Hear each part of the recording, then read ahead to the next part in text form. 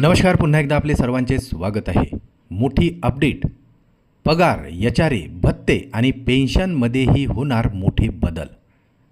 वेतन आयोगाबाबत एक मोठी अपडेट समोर आली आहे. सरकारने जाहीर केलेल्या अधिकृत गॅजेटनुसार यावेळी फक्त बेसिक सॅलरीज नाही तर विविध भत्ते, यचारे, पेन्शन, ग्रॅज्युटी आणि कामकाजाच्या पद्धतीत सुद्धा आता मोठे बदल होण्याची शक्यता आहे.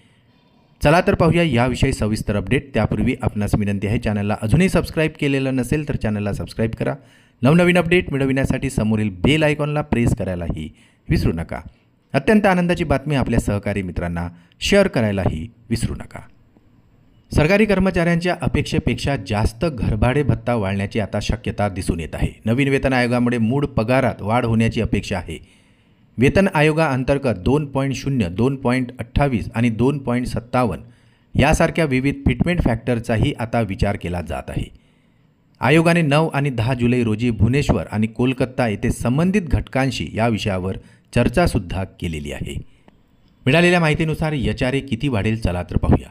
जर फिटमेंट फॅक्टर 2.0 लागू केला तर मूळ पगार 36,000 रुपये होईल आणि त्याचे घरभाडे भत्ता 5,400 वरून 10,800 रुपये होऊ शकते. तर 2.57 पट फिटमेंट फॅक्टर लागू केला तर मूळ पगार 18,000 रुपये वरून 46,260 होऊन यचारे 13,880 रुपयांनी वाढू शकते. त्याचप्रमाणे एक्स श्रेणीच्या शहरांसाठी लेवल 10च्या कर्मचाऱ्यांचा यचारे दरमहा 43,250 पर्यंत पोहोचू शकतो.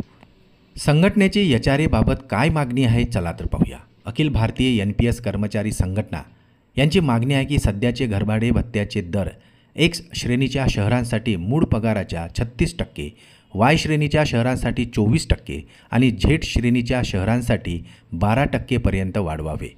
तर काही संघटनांनी एक्स श्रेणीच्या शहरांसाठी 40% पर्यंत वाढवण्याचीही मागणी केलेली आहे.